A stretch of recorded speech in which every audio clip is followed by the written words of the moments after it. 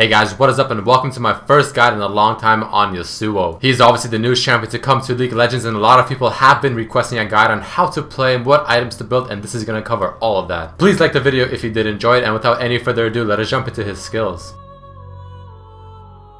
Yasuo's passive has two parts, the first one called Intent, where it doubles his critical strike chance, but it reduces the critical strike damage by 10%.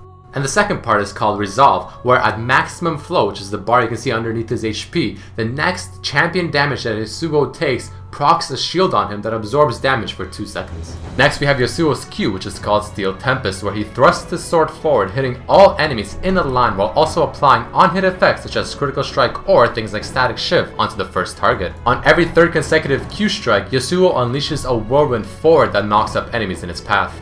This skill can also be applied with Yasuo's E ability, the Dash, to perform an AoE sweep.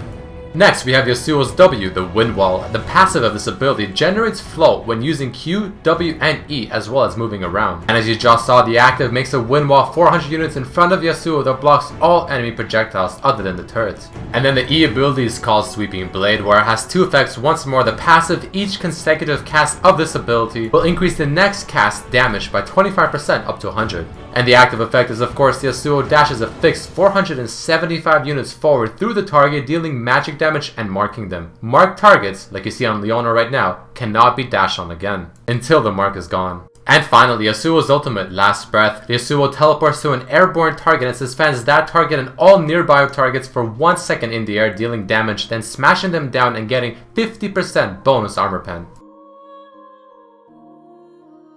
Now let's jump into the build section of this guide. For masteries, as you can see, I do run 22-8-0. I do this because I like a lot of the things offered in the offensive tree for Yasuo, especially the first 3 things. The one that gives you more damage but you take more damage, attack speed, and CDR. I don't put the 9th point into the defense tree just because I feel like the 3% HP you get from it is quite trivial, but if you wish, you can put it in there, it's not necessarily wrong. The blade and spell weaving are extremely important, and so is the frenzy mastery since he critically strikes a lot. And this is what I run for the rune page. I have 1 crit chance red rune just in case to give me 2% crit chance in lane, which can be huge. Plus you want to run 2 lifesteal quints and 1 flat AD. The rest of the reds are flat AD. All of the yellows are flat armor and all of the blues are MR per level. You can also swap that out for the flat cooldown reduction blues. Now let's go into how you want to level up his skills. I always max my Q first, E second, and W third. You want to get your Q at level 1, you want to get your E at level 2, and then wait till level 4 to get your W. This of course can always change depending on how much in need you are of your W, because you can also get it at level 3 or even level 2. And of course you want to level up your ultimate whenever you can. And now let's jump into the item builds. So for starting items, as you can see, I recommend starting with a Doran shield and HP pots. You can also get away with Doran's blade end pots or a longsword end pots. However, that's a little aggressive and I feel like the Doran shield is probably the best choice. This is because he doesn't have many long range spells, like for example Zed, who has a shadow. Thus the sustain that the Doran shield gives you is very useful. Then you have the core items. These are the 3 items I believe are very essential on him, and you should always go with these 3 first before you start getting any other ones. Zerker boost, because obviously attack speed is very good on him, and static shift is probably the best, most cost efficient item on Yasuo. There's no reason why you should not get it first. After that, I really like Trinity Force, and I also feel like it's extremely important because it just offers so much for Yasuo. For the Trinity Force, I usually try to get the Phage first if I can. If I cannot, I get the Zeal, then the Phage, and then the Sheen. And under that, I put a lot of items that you can kind of choose between to fit your playstyle more. But out of those items, the ones that I usually like to get are, after the Trinity Force,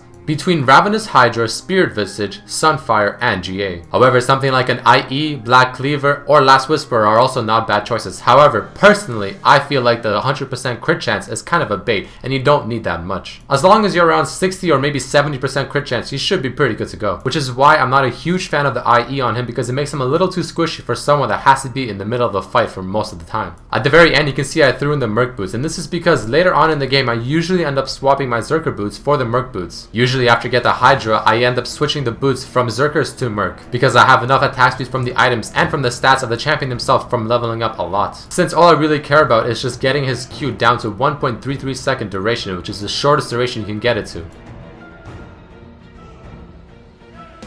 Yasuo's laning phase is surprisingly strong early game, and it spikes even harder once you finish Static Shiv. Versus champions that have a lot of skill shots, so for example a Syndra or a Ziggs, it can be quite easy, especially once they hit level 2 and especially once they hit level 4 and have wind wall ready. However, that matchup does obviously heavily rely on your quick reactions with your E and your W. However, watch out for laners such as a Riven or a Fiora, someone that can all-in you very hard and can probably deal a lot more damage than you. In the laning phase, what you usually want to do is try and CS with your Q if you have to and get a charge to 3 as soon as possible, and then E on a minion, preferably AoE with the Q on the enemy, attack the enemy, and then E back on another minion. Or you can obviously just E on the champion with the Q, knock him in the air, auto attack a couple times, and then just E back on a minion.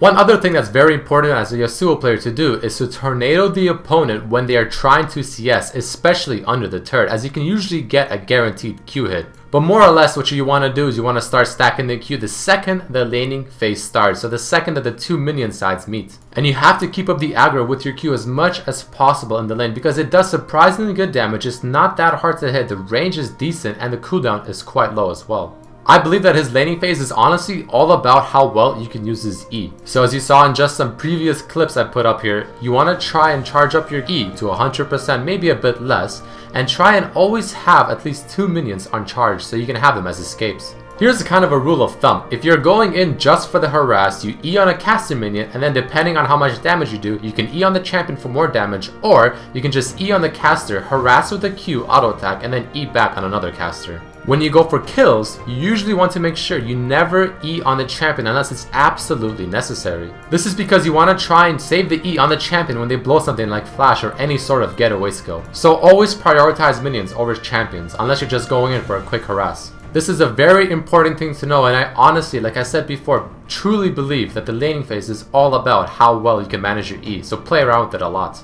If you're getting ganked by a pesky jungler, it can be quite easy to escape, but it can also be quite hard. If you are beside your caster minions and you're getting ganked, it can be quite hard to escape unless you can just simply run back to your turret, because your E is useless. You can usually do the jukes and outplays if you are near the enemy minions, since you can just simply keep dashing on between them. But while you're dashing through all the minions trying to juke out the enemy team, make sure that you're always using your Q when you have it, whether it's on the champions or the minions, as it can offer a lot of potential to outplay them. All in all, I feel like his laning phase is quite strong, but it also depends on just how well you can abuse his E and the Q. The more comfortable you are with his E, such as dashing at the enemy champion or the minions when, how, the better you will be of a Yasuo player. So if there was one tip I can give you guys to try and get better and get really good as Yasuo, practice his E a lot.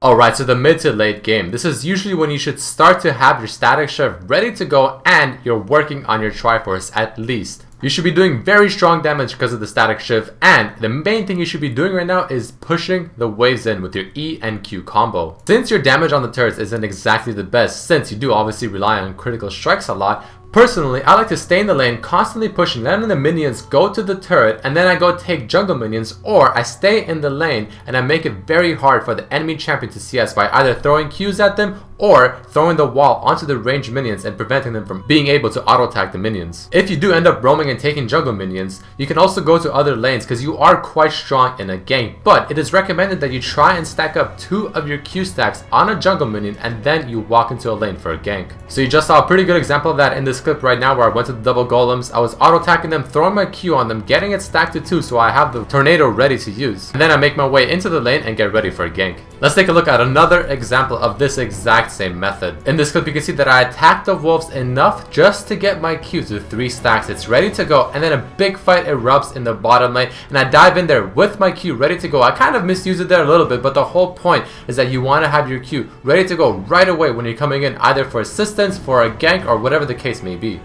During the late game, you kind of scale down on the dueling power compared to many of the other duelers such as a Riven, a Fiora, or even Olaf. So I would honestly think twice about engaging such a champion unless you're ready to make a huge outplay. What you usually want to be doing with Yasuo, and this is where I feel like he excels very well, are the team fights, and you want to stay around your team as much as possible, always getting the stacks of your Q to 3 and trying to catch someone off with the whirlwind. If you happen to hit a high priority target with your whirlwind, such as maybe the ADC or the mid laner, you can easily follow up with their ulti, or your team can follow up on that as well. So speaking of the team fights, let's jump into that next. Team fights is where I personally think Yasuo really shines. I also feel like it's probably the easiest part of the game for Yasuo. Usually with Yasuo, you'll be doing one of 2 things in a team fight. Either you will initiate the fight by catching someone off with your Q and then into the ulti, Or you have someone else that will initiate, and then you can either follow up with your ulti based off of their knockup, so for example a Jarvan and an Aatrox, or you can kind of chill us out the fight, wait a little bit, throw a few Qs in there until you have obviously 3 stacks from the outside of the fight, and then you charge in with your E onto the back line, knock him up in the air, and follow it up with an ulti. The reason I like Yasuo so much in teamfights is because his Q is super strong, and also he has so much mobility that for him to get to the back line using his E really is not that hard. If you choose a path where you have to be kind of chilling outside of the fight, waiting for your Q to stack up to 3 charges, what you can also do is throw your wind wall in the middle of the fight, and chances are you will be negating a lot of the damage that the enemy ADC and mage can do. And then like I said, once you have the 3 stacks ready on your Q from poking at the tanks, you just dive in with your EQ onto the squishies, knock them up in the air, and then finish them off. Once you finally do get your ulti off on the squishy targets, especially if you're the one initiating the fight on the squishies, chances are the whole enemy team will focus you right after you land from your ulti. If this is the case, usually what you want to do after your ulti is done is you want to throw another Q and then start kiting away from the fight with your E and let your rest of your team dive in. And then once a huge fight erupts and everyone's all kind of bunched together, you can E back in with the Q and deal some crazy AoE damage. And this is also why I like the Hydra on him, because you simply just EQ for the AoE and then pop the Hydra for even more AoE.